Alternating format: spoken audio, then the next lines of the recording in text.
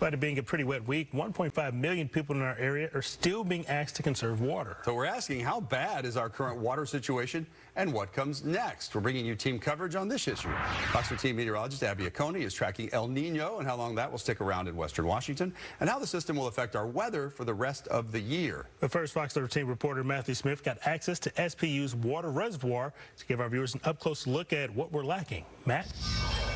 And part of the reason for the ask to conserve water is this reservoir right here behind me. We're standing in the Cedar River Municipal Watershed, and this is where 2/3 of the water for our area is coming from. And we're here to get a firsthand look at what the concern is, not only now, but really looking forward. While SPU asks you to turn off your water faucet, Mother Nature's has opened up in recent weeks. Gray skies, puddles, and a familiar fall weather attire for our area has returned. And while streams are rebounding due to rain, the same can't be said for our area's reservoirs, which we were given a chance to see firsthand. Sadly, not everyone's getting the memo that conservation is still needed. Have you heard anything about being asked to conserve water in the city of Seattle? No, I haven't. No, I have not, unfortunately. Over the past 2 weeks, water usage in our area has dropped from 149 million gallons used a day to 120. That's good, but SPU has an ultimate goal to cut it further, down to 100 million gallons a day. The concern? Pictured here. That blue line is the normal amount of precipitation our area gets. The green, what we've gotten over the past year. And as we fell behind, so too did our reservoirs, even though SPU tried to hold on to extra water to start the year. What has a lot of us concerned is this potential for the kind of 1-2 punch in terms of what the El Nino will be, the second punch on top of what has happened this past summer. As climatologist Nick Bond explains, we saw drought conditions worsen for months. At times, portions of western Washington reaching those dreaded extreme drought conditions.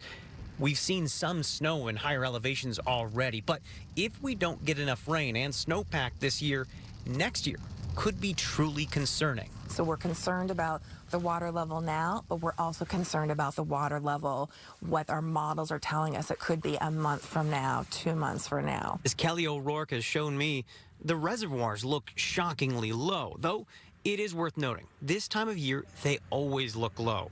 But as a whole, we're about 20% lower than we'd see on average. We saw today how water is being moved from one reservoir to another. And to the trained eye, it is low. But the real concern is that they may soon have to turn giant pumps on just to move water.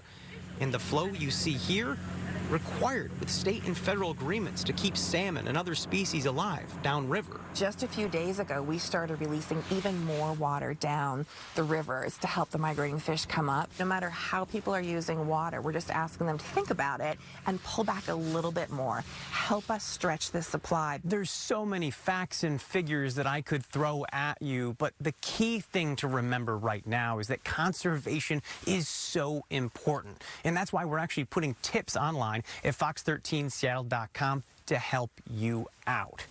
Reporting from East King County, Matthew Smith, Fox 13 News.